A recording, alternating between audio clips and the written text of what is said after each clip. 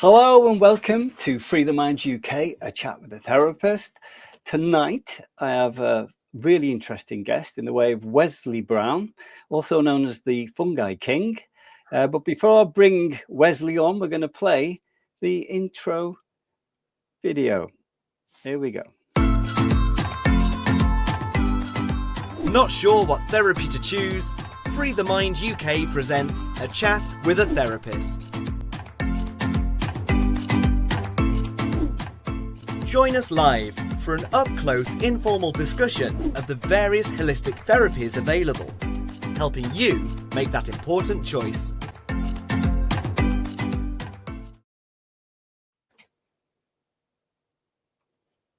Wesley, welcome, mate. Hello. It's good to have you on the podcast, talking about the benefits of medicinal mushrooms. It's pretty customary, actually, Wesley, just to find out about people's journeys, how they got involved in what you're involved in with the mushrooms. So if you want to sort of give us a little overview of that, how did you get into medicinal mushrooms? My background is recovery from drug addiction. So I spent most of my teens kind of trying to escape my life and then myself. Mm-hmm.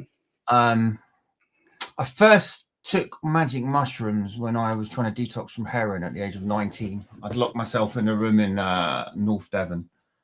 Wow. Didn't really know that I was taking mushrooms for any other reason than I just wanted to get high, to be honest, at that point. But it kind of changed something in me, and I never really went back to all of that after that experience. At that young age, I didn't really comprehend that it was that was the life-changing thing.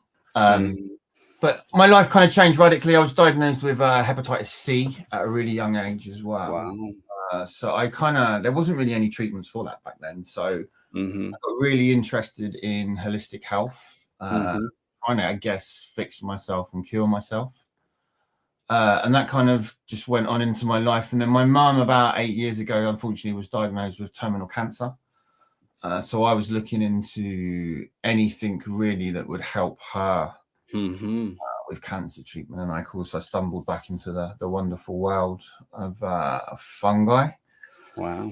And yeah, on the back of her dying, I guess I kind of built the business. Wow. I mean, I was in a lot of pain then, so I just focused on building this beast of a business that I have now. And mushrooms and fungi have just become part of my life. It's become like a bit of a running joke that I kind of work for them now. You know what I mean? It's how they're in every corner of my life, everywhere I go. Yeah, and it's a beautiful relationship. Yeah, but it's been kind of life-changing, really, for me. Wow. But yeah, it's been so my background is one of always trying to kind of, I guess, better myself.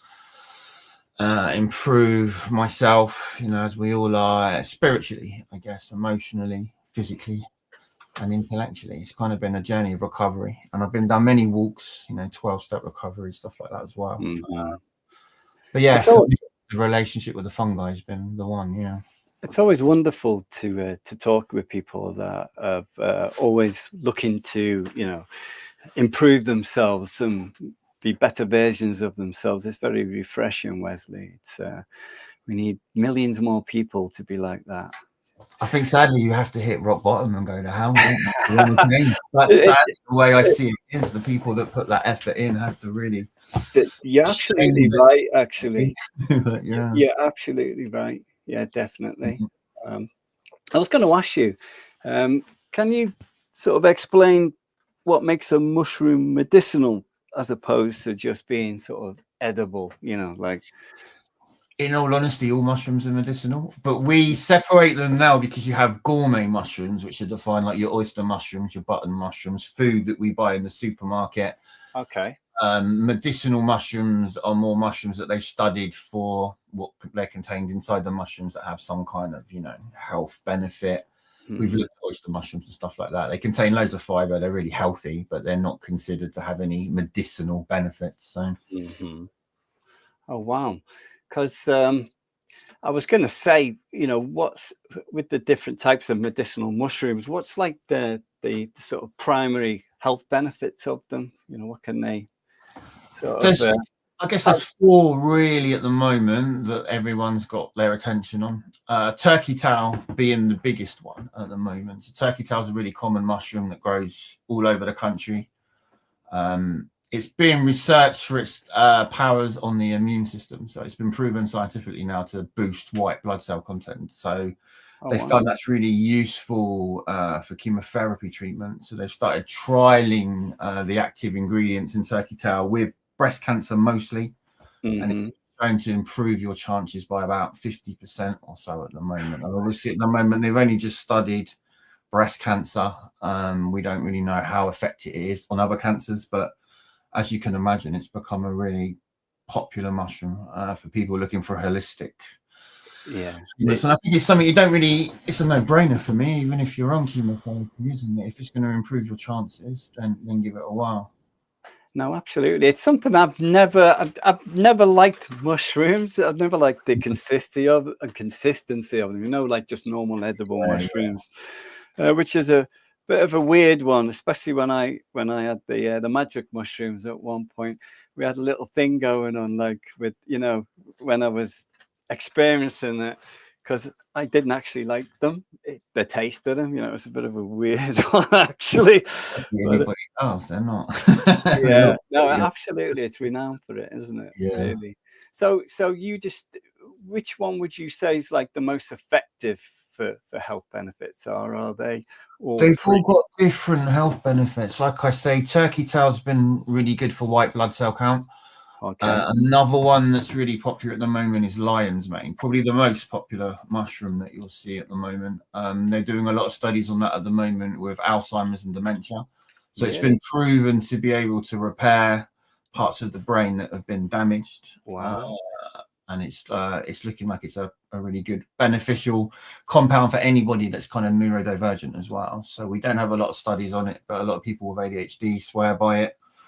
And we've got a lot of studies on the brain to say that we know it's doing something up there, but we don't quite know what it is at the moment. But it's shown to be like it's going to probably be the most studied mushroom next to turkey tail. Another big one that we'll see is cordyceps, which is a really interesting mushroom. It's a kind of a parasitic mushroom that takes over insects.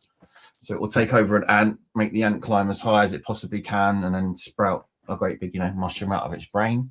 Wow, really? Those mushrooms have become really collectible. They go for crazy money in places like China and that, like thousands and thousands of pounds. But you can grow cordyceps mushroom on a vegan broth, which is what we do here in the UK. But it's now a banned doping agent. So cordycepin is improved, shows that you can hold twice as much oxygen in your lungs. So it allows you to compete better. So they've now banned it as a doping agent in the sports. I think 2012, the Chinese run the Olympics on it, and it caused an outrage. Wow. But for people with lung disorders, COPD, breathing, stuff like that, really beneficial mushroom, yeah. Oh, wow. That's interesting. Is it something I've always thought about? Is there any sort of known risks of taking medicinal mushrooms, like over the long term? Probably. We don't know yet. We know that lion's mane affects how the blood clots. So if you're taking warfarin and blood thinners and things like that, it's something to be mindful of. It works very similar to the way aspirin works. Oh, wow. So far with turkey tail, it's been quite well studied because of the cancer trials. There's been absolutely no reported side effects to that whatsoever. Anything in large amounts can be dangerous. I think it doesn't matter what. Yeah, coffee, caffeine, tea, whatever it is, isn't it? Yeah, I think, but within reason, they're very, very safe. Yeah, I mean, I have no qualms giving them to children and things like that. We've had no adverse reports to any of the mushroom stuff. Oh, that's good then. Like you say, these studies take time. You've got to study them over a long period of time, haven't you? And like at the moment, they're really trending, aren't they? Medicinal mushrooms. It's what do you think's behind that trend? Is it just obviously, the health benefits of it? Or? I think there's a general trend for health and wellness now, isn't there? I think There is. a new product emerges all of the time. A new product emerges now and then where we actually have a whole load of science behind it to say, actually, this one looks good. And that's, I think, why medicinal mushrooms have rocketed lately, because there is a lot of science going into mushrooms at the moment. Yeah, definitely. I mean, Clarkson's farm, I talked about it. I mean, he's growing lion's mane on his farm. It's all over Amazon. He's got billions of people watching that. Everyone's learning about these medicinal mushrooms in mass at the moment. Yeah. So TikTok, like we were talking about, it's everywhere, isn't it? It's the trendy thing to have. I think last year it was adaptogens, wasn't it? It changes every year. So. It does, yeah, shilajit and all sorts of stuff out there. I've got a jar in the cupboard, but I don't know. It's a weird one because I've got quite a high energy, you know, and it's supposed to give you like lots of energy. So sometimes it's difficult for me to notice a difference. Yeah, you know, it's one of them, isn't it? Is there any sort of recent research into medicinal mushrooms that's got you, you know, excited? I think the biggest stuff at the moment is obviously around psilocybin, magic mushrooms, and mental health. I think some of the stuff that's come out of that in the last 5 years has been groundbreaking. So it's, the John Hopkins have now proven that for people that are severely depressed, treatments of psilocybin with assisted therapy in a clinical setting is so far proven to not just be a treatment but a cure. None of these people have gone back to being unhappy. Yeah, which is groundbreaking. That's and the NHS legalized it last year for treatments in this country. Not a lot of people know that there is actually ways to get psilocybin treatment in this country now, and if not here, in Holland. So it's a really viable option for people that are depressed. But again, it's like I say, it's people are scared to do it. It's still the mindset of it being an illegal drug. I think we're not quite there for a mass conversion of everybody going, no, do it, let's do it. But there are people that are going down that road. Yeah, it reminds me of things like ayahuasca, which is different, obviously, but one of those things that can create transformative changes in people, especially with drug addiction, apparently. I think you need to have the right setting for that kind of work as well with those kind of medicines. I think I wouldn't recommend anybody that's in a bad place just sits at home and takes any psychedelic like that. I think you need to be in the right settings with the right people. Definitely. I think a lot can come out of that if it's done properly with people that are generally there to heal and care. It can be life-changing. No, absolutely. Funny enough, just a couple of days ago, a friend of mine was talking about lion's mane, and she was telling me the benefits she's had from it. So I'm going to be probably ordering some of that off you, mate. Yeah, I mean, we grow it all down in Gospel on the south coast as well. I mean, we're trying our hardest at the moment to get out of the Chinese mushroom game. Not to say that Chinese mushrooms are inherently bad, but they're traveling halfway around the world to get in. So we're trying our best to grow good organic mushrooms. And what's the cultivation process like? Is it like is it difficult? Can people grow their own? Do you know what? Lion's mane's a really easy mushroom to grow. We sell the grow kits as well, little home grow kits. You'll get them online, really easy for less than £20. It's a really easy mushroom to grow. It'll grow anywhere. It's bizarrely endangered in this country in the wild as well. There's not a lot of habitat left where it's able to grow. The New Forest near us being one. It's like against the law to pick it in the wild as well, but it's really easy. Really? It's on the endangered list. Wow, that's I didn't know that. That's quite interesting. Really rare. Most it's a very interesting looking mushroom. It looks like a brain to begin with, and then it grows really long like tentacles. So it's an interesting mushroom. But it grows really quick. I remember reading things that look like brains are normally good for the brain. It's on there. Isn't it? Yeah, you'll see many pictures of people holding the mushroom. Fantastic. So like, how can people like ensure they're getting like effective, good medicinal mushrooms? What do they have to look out for when they're actually looking at acquiring them.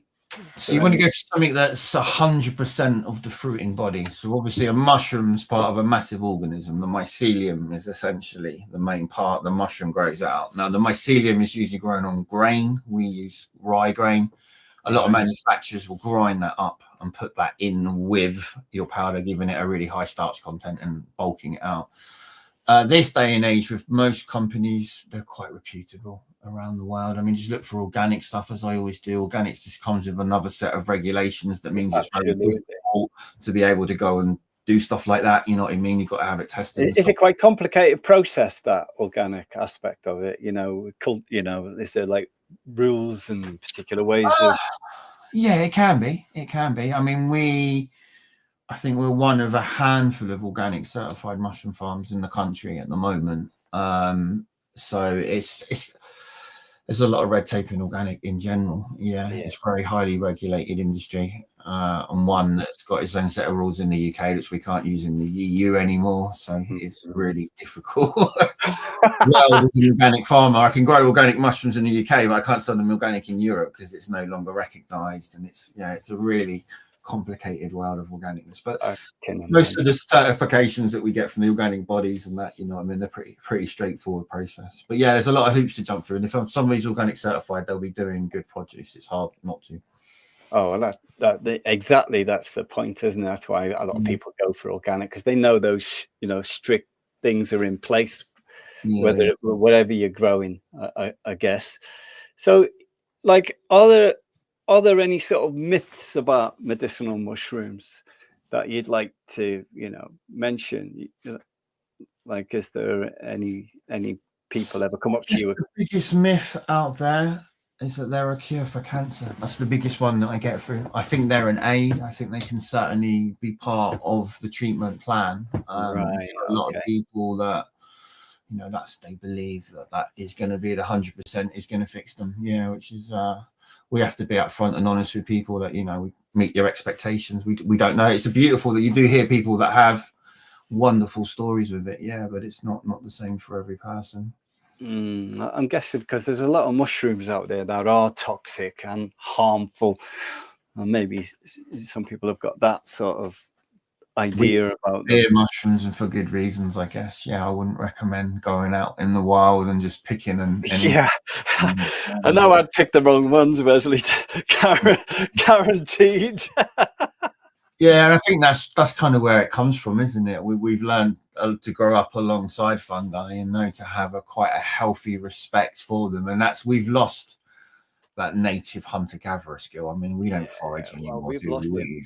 So we don't have that knowledge anymore either, which makes it even more daunting, because it's like there's no one to even ask. Who would you? You know what I mean? It's you know, the internet. You ask the internet, don't you now? So yeah. We've certainly been taken away from all the sort of natural stuff, and you know, over the, I don't know how many years, quite a lot of years, I'm guessing.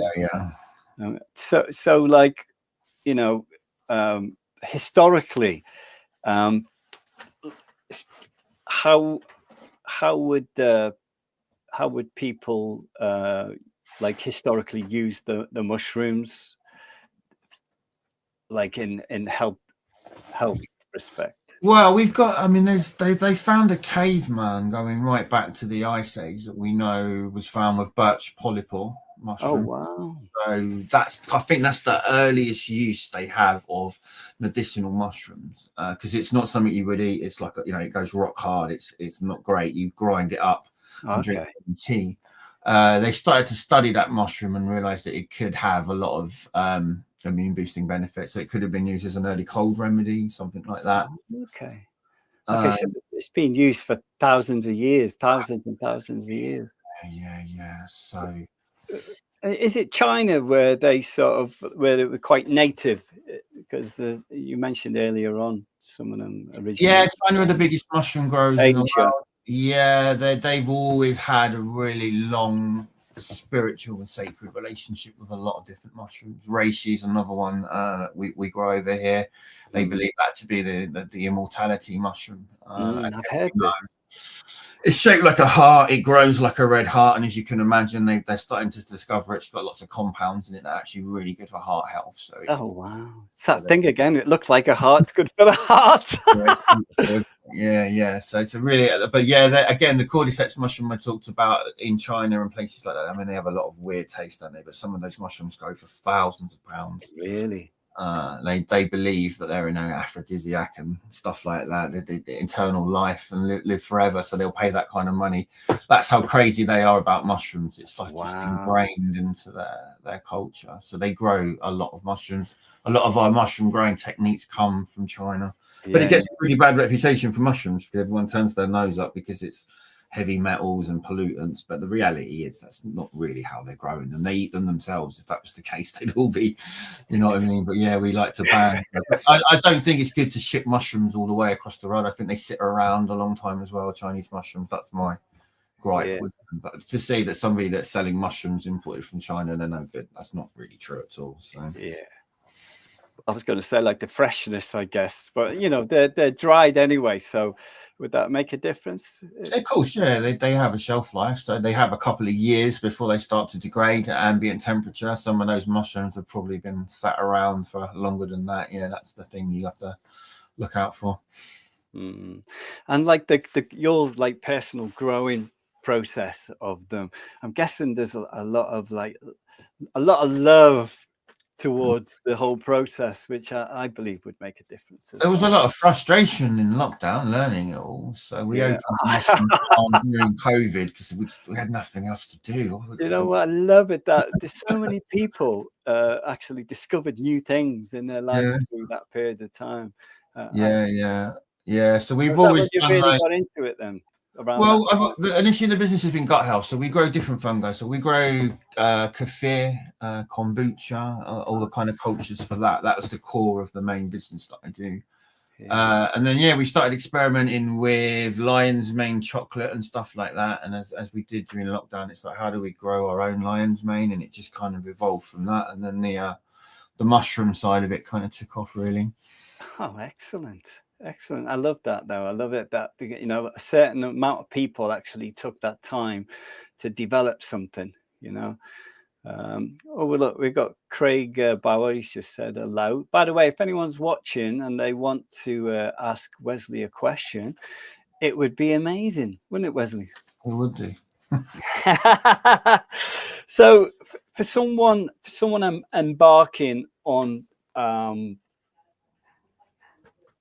going into medicinal mushrooms, what would be the best way for them to incorporate them into their sort of diet, you know, their everyday living? So there's a couple of ways at the moment you generally get medicinal mushrooms, because to be honest, they don't taste great if you was just to eat them. So you can get powders, but you can mix it into like a smoothie, something like that. If you're a shake kind of person, a little bit's not going to really be that tasteful. We do them in capsules, which is what most people prefer. Oh yeah, I can imagine that. They'd be a lot easier, wouldn't they? Gummies. So some of them we can do in gummies, like lion's mane makes a good gummy. Something like turkey tail, which is really bitter. When you concentrate it into an extract and put it in anything, it just makes you want to throw up when you taste it. So we can't really get them in that. So we do a small range of those. And the other one is tinctures, which is like a liquid extract that most people use these days. They're the most bioavailable. So we run them through what's called a Soxhlet extraction. So we extract everything with alcohol, and then we extract it with water, and then we repeat that process, and then we condense them down. Yeah. Bloody hell, it sounds quite complicated processes, you know, when you explain it. It's like Breaking Bad when they come in. That's the comment. So I know this is probably a silly question, but what's the difference between like psychedelic mushrooms and medicinal mushrooms? Medicinal mushrooms aren't psychoactive, so there's no, you know, if you take lion's mane turkey tail ratio, you're not gonna feel any effects to it. Whereas when you get into mushrooms like amanita or psilocybin mushrooms, you will feel some psychoactive effects. Yeah, and obviously they're completely illegal in this country to work with in any shape or form, so we can't do a lot with them. But a lot's changing with that at the moment. I mean, America's pretty much gone legal again. Most of Europe's pretty much legalizing it. So at some point in the UK, we'll get the right government, we hope. Yeah, we are. Yes, we will. Right. Oh my God. Yeah, definitely. But I mean, you can't really argue there's no medicinal use for those mushrooms anymore. I mean, that you can't really argue it. So people's views are changing. Microdosing's changed that. Microdosing's a trendy thing, isn't it? I was going to ask you about that microdosing. Again, something else I haven't really tried, but a lot of people seem to get a lot of benefits from it. Obviously, having a smaller amount. How would they do that? Would they do it in like a capsule form? Yeah, people take really small amounts of psychedelic mushrooms. There's been a lot of studies actually into it now. John Hopkins Society did a massive study, and they don't really know for sure if it is or isn't really working, because it is such a small amount that it's not really possible for it to work. So a lot of people do it because they believe in the spirit of the mushroom and its work, which I kind of buy into myself a little bit. But a lot of people do swear by it. But what we have at the moment on psilocybin is only the research really on the big doses. Nobody's really looking at microdosings. You got a guy, Paul Stamets in America, a main kind of trendy mycologist that everyone loves. He is big for the microdosing movement and believes that people should be taking microdoses 5 times a week as standard for antidepressants, and then we wouldn't have antidepressants. But he's got nothing to really back that up on other than that'd be have to be quite a big study, wouldn't it? Yeah. But one of the big pharma companies in America has managed to patent synthetic psilocybin, so they're happy to roll it out. We'll see how that goes for them. Yeah. So how would you like to see like the education of medicinal mushrooms developing over the next few years or in the future?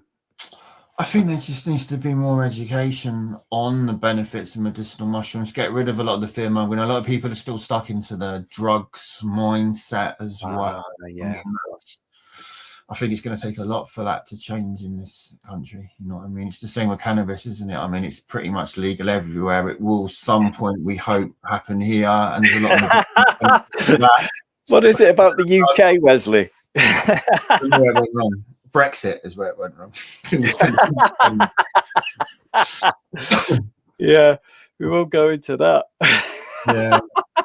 So we hope that things will change, but I mean, it's going to happen at some point. The world is a changing place. You know what I mean? Absolutely. These are looked at as medicines now. It's not. You don't have much of an argument to say this is a Schedule 1 Class A drug with no medicinal benefits when it's being used on medicinal trials around the world. It's just it's crazy. Yeah, there's too much good research coming out. Yeah, to be. And unfortunately, it's a dangerous world at the moment, because there's a lot of people offering psychedelic therapies around the world. And you can go, like I said, you can jump on a plane to the Netherlands now and go to a beautiful retreat. And most of these people have absolutely no experience in what they're doing, and it's just trying to make money out of something that's trendy. A lot of damage being caused. That's what happens a lot, Wesley, isn't it? When these new trends come along. Yeah. I mean, you talked about ayahuasca, and it's like that with ayahuasca. It's exactly like a dangerous space at the moment with a lot of bad stuff happening, and it's going that way with all plant medicine. So I think we need to get legalized and have it, people need to govern those bodies as well. We know it's kind of, Well, there's so many benefits to legalization, isn't it? At least you know what you're buying has to be of a particular grade, Yeah. Again, referring to like marijuana and stuff like that. And because people are just they could be taking anything really. Yeah, I mean, I get prescribed medical cannabis in the UK, and it's shipped in from South Africa and all these other places at the moment. It's a really bizarre world. It's like I get it privately. It's not quite legal, but it's not quite illegal. It's space, but I'm assuming at some point it will change. Yeah, I've got a friend who also uses it as well, and he's always raving about it. Obviously, everything he takes is all good grade, being checked out thoroughly and everything, and that's the benefit of it, isn't it? Yeah, but unfortunately, it's a treatment that you have to have a reasonable financial income to be able to justify. Of course. Yeah, it's not available to all, is it? It's not like it's an NHS ready treatment. No, there are specific guidelines to actually access it. You have to experienced particular things like depression? Yeah, they do quite strict due diligence to get it in this country, but the NHS is even stricter. I don't think anybody gets it specifically on the NHS, even though legally they could prescribe it. Yeah. So is there any instances where, going back to medicinal mushrooms again, where you can't take them in conjunction with other types of therapies? Is there, I think you mentioned earlier on the particular mushroom that could have blood thinning components. Yes, lion's mane mushroom, as I say, we know lion's mane thins the blood. Cordyceps in theory could interfere with any kind of lung medication and stuff like that, so it's worth consulting your doctor. Stuff like reishi, turkey tail, we know we've got thousands of years on reishi. It's not a mushroom that particularly interacts.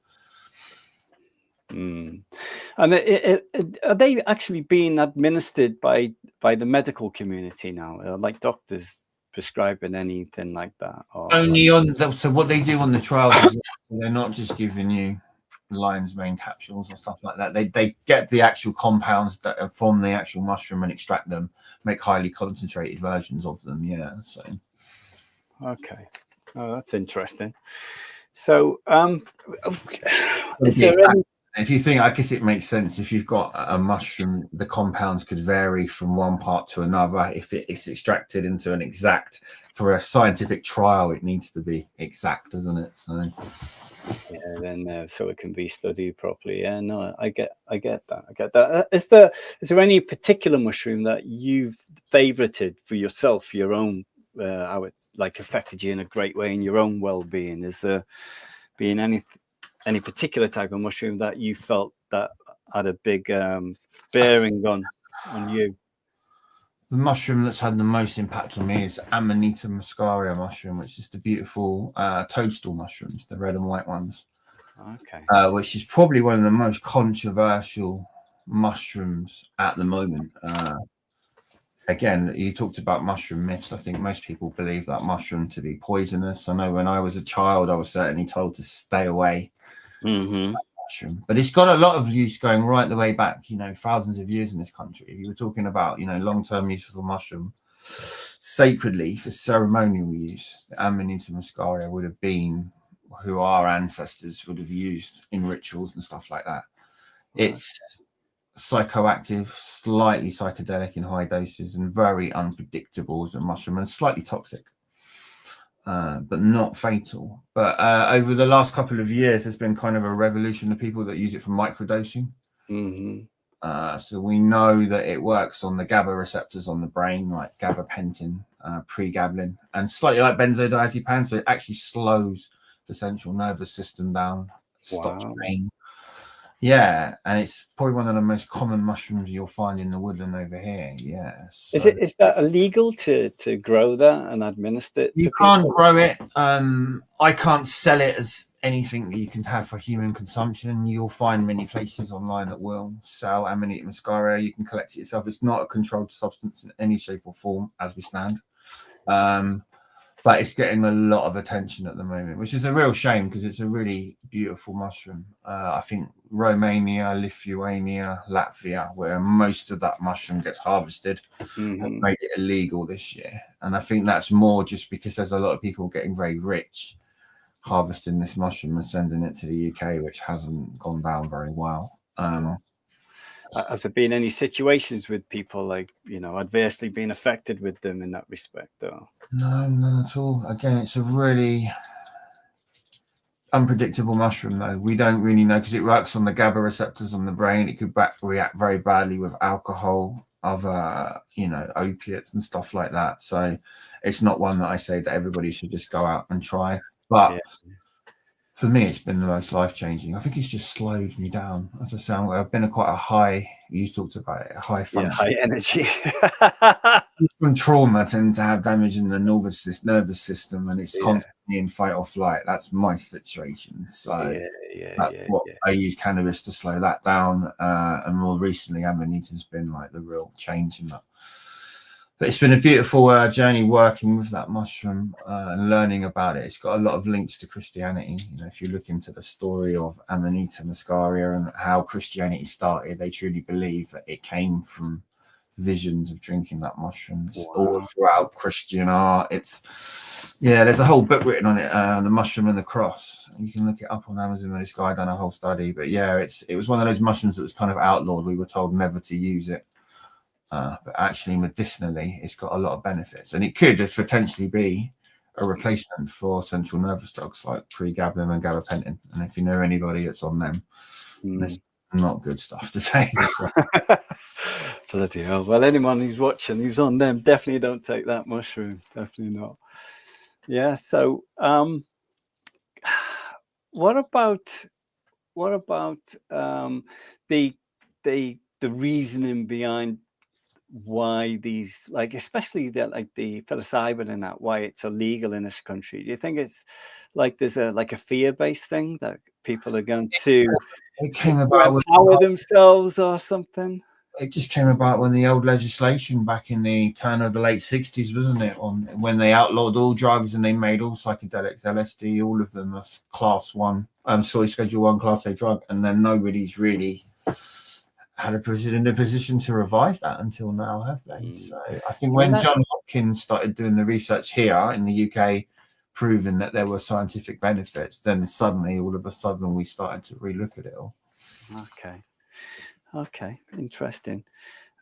Because, like, I don't know, I like to think that these things empower us, you know.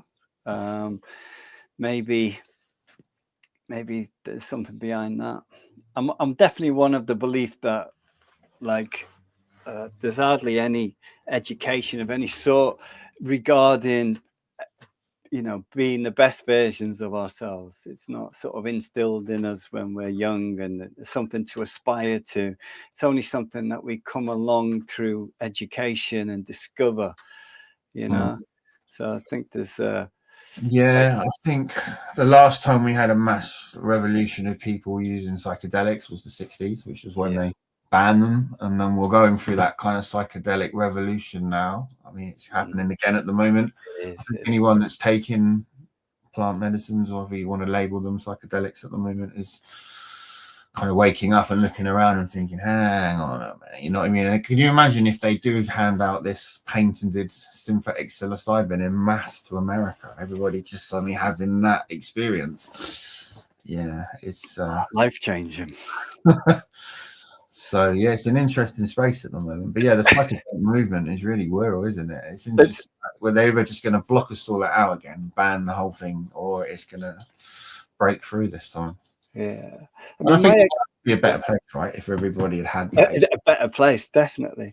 I mean, my personal experience of psilocybin was these incredible structures that a lot of people seem to see, like clockwork structures, movement, you know, like the inside of a watch. I think that's quite a common thing that people see. I could be wrong. Is that correct?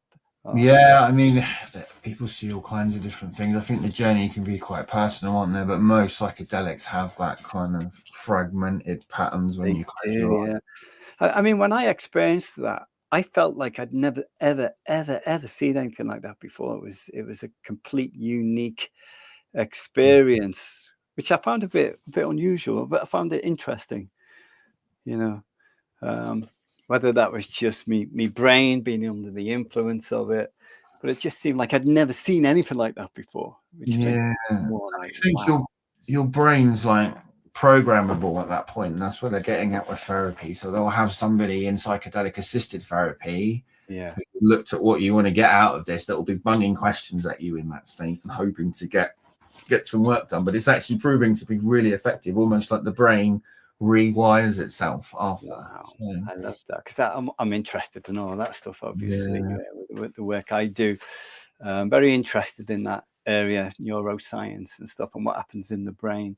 Have they done any sort of, because I know with some studies they have like pictures of the brain changing when people have they done any of that sort of? Have you got any? From John Hopkins today, like I say, it's firing neurons going over old neurons, and they think it's whatever it's doing, it's either repairing or rewiring new pathways. Rewiring, I love it. And I think they've done similar, haven't they, with ayahuasca and DMT, and it does something. It's like the brain almost becomes elastic and can be moved around and reprogrammed during that experience and reconfigured. Yeah.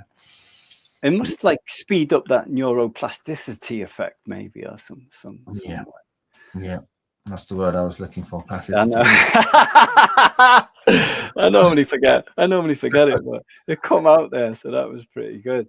So just talking about I'm going to just put that back on for you, your website. So we've got 2 websites here. So we've got Highland Shrooms. Yes. So that is mostly Amanita products and sleep products, which are grey areas, which I can't condone for human consumption, but we sell them and hope that people use them responsibly. Mm-hmm. And freshly fermented is the main business. So that's a gut health medicinal mushroom. Just this one here, isn't it? That one. Yeah. So when people go on this website, obviously they'll get access to the different products in capsule form. Capsule gummies, tinctures, the tinctures as well. Yeah, we do them all. And what about workshops? I think we spoke earlier. So I've done workshops. And where do you do the workshops? How can people find out about them? Do they go to this website to get that info? Go to Freshly Fermented and sign up to the newsletter. So I've done a couple of workshopy style talks for other people last year and the start of this year. So I think we're going to look at doing some workshops, probably on fermentation as well. Like I said, I do a lot of stuff with gut bacteria and fungi as well, which is quite a passion of mine. Look at some of the medicinal mushroom stuff as well. Maybe get some people down to have a look at the farm, and that'd be really cool, actually. Yeah, and obviously on these workshops you can explain how to grow them yourself, explain about how to use the kits and all that sort of stuff. I could be interested in this myself. Well, we're hoping, it's not because every time we do a talk, people sort of say, "Oh, we'd love to come down and have a look at the place." I think that's a little message there you might want to take note. So it's funny, isn't it? The universe reminds you, what may be a little pathway. You might be a good opportunity for you. Yeah. So how did you get the name the Fungi King then? Was that just something? Name myself, it's the self-proclaimed Fungi King. I tell you what though, Wesley, you certainly know what you're talking about. And I can see you're very passionate about it. I really am passionate about it. Yeah, as I say, we do a lot of good work and we help a lot of people. I think that's the key thing, isn't it? When you get people come back with really beautiful stories of how it's helped them. I was going to ask you about that. Have you got any stories in particular where people have we get lots of wonderful stories. Like I said, I don't like to give people false hope about cancer. We get a lot of people that take turkey tail with early stages of cancer, and we're not saying what's cured them, but it certainly helps. That come back to say thank you. Gut health is a big one. We do a lot with kefir, which is really beneficial for people with Crohn's disease, IBS and all of that. I think we get a lot of people that are really happy when their toilet troubles are resolved. I might have to look at that actually. Kefir, I've heard a lot about it. It's supposed to be very good for the gut.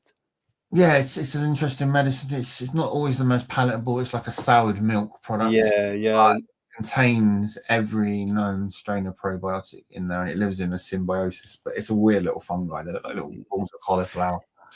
I know it's popular in Eastern Europe, especially Russia. It's they drink it a lot. It appears. My ex-wife was Russian, so the story is it was stolen from Tibetan monks in the 60s. Apparently, some travellers came and studied. I don't know how true this is, and they stole the milk kefir grains and then spread them through Russia and Europe. So. But we don't really know where they come from, to be fair, and why somebody picked that up and looked at that all those years ago. I thought, I'm going to drink that because it looks horrible. This is what fascinates. Going back to ayahuasca, not related to mushrooms, but out of like 360,000 odd roots and plants, they got the 2 that were, that worked, and they reckon they were like channeled to find them. They were told which ones to go for. Yeah, I love that. This, nature's, I believe, got an answer for everything pretty much, in some degree. Yeah, it's really, they can't really have an answer to how they did that with ayahuasca, can they? It confuses all of the best minds in the world. 'Cause they got evidence of it going back like 5,000 years, haven't they?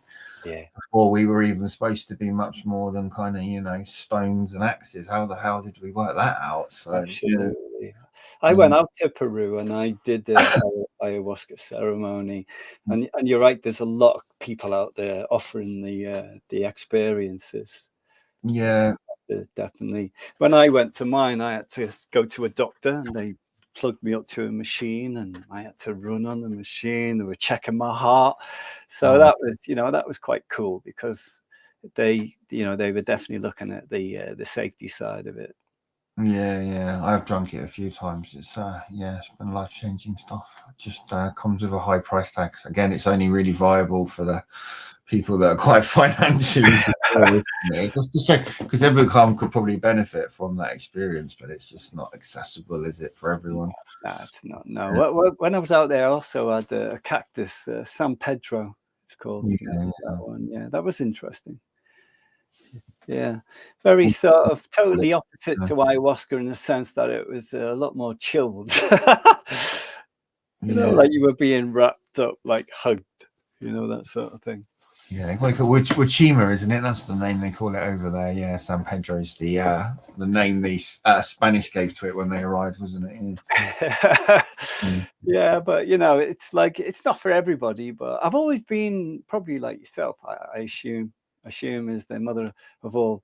Anyway, but like I've always been interested in different aspects of consciousness.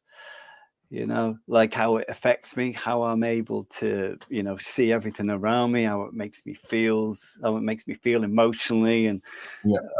I've always found it fascinating, something that can give me a different angle on consciousness or how I see the world, Yeah, you talked about breath work earlier, didn't you? I do a lot of the big soma breath work and stuff. I find you can have quite deep experiences with those as well, can't you? I believe you can. It's I got a course. Guy's really good. It wasn't an expensive course. It was an online course, and very, very interesting how it can release people from different different situations. Yeah. It's quite amazing, and it's something we do every second of the day. Do you know what I mean? It's but I say I've got a lady on the 10th of May, and she's going to be talking about it. It's definitely changed their life, so it's going to be quite cool to hear her story. Yeah, I think it's a little bit of everything, isn't it? That's what I try and incorporate: a bit of breath work, a bit of mindfulness. Just try and balance. Some days I get it right. Some days I do a bit of what is his name? Joe Dispenza's meditation. Yeah. I don't know about Joe. He's all right though. I like him. He's very science backed, but interesting. So anyway, we're coming to the end of it, of our talk, Wesley. It's been great having you on. Obviously, this is the website. People want to, get access to good quality medicinal mushrooms. Just go on that website. Obviously, I'll be putting some links on there on the YouTube video, Wesley. So when you actually start doing some courses or whatever, what's the word? Workshops. I'll put a link on that when you get around to creating one. But you reckon that'll be happening fairly soon, or? Yeah, we're going to look at them hopefully in the next couple of months. So if you sign up to the newsletter on the website, you'll get a discount code to get 10% off as well, and you'll get a notification of that. Fantastic. All righty. Well, thanks for coming on and sharing your knowledge with us, Wesley. It's been very, very interesting. I'm sure people will find it interesting as well. I've got an interest in, having medicinal mushrooms in their life in some way or whatever. So, well, thanks for coming on. Brilliant. Thank you. Thank you to the people watching. Let's just see if we had any more messages. Oh, here we go. We've got one here, Wesley, before we go. So Fiona Frampton, I hope that the NHS will eventually come round to being allowed to use these natural remedies as standard, especially with regards to pain. There are so many side effects from the current drugs, as you said. like gabapentin, etc. The general public deserves so much more, but I fear it won't make enough money for the pharmaceutical industry. But we have to remain optimistic. Well said, Fiona. I like that. That's really cool. And thanks for watching, Fiona, as well. So once again, thank you to everyone watching. If you get a chance to give us a follow on YouTube, it's always helpful. It gets the videos out more. And, you know, we've got lots of different live talks from the past that are quite interesting. So if you want to check them out. And once again, thanks, Wesley, for coming on. No problem. Thank you. No problem. Take care. Bye.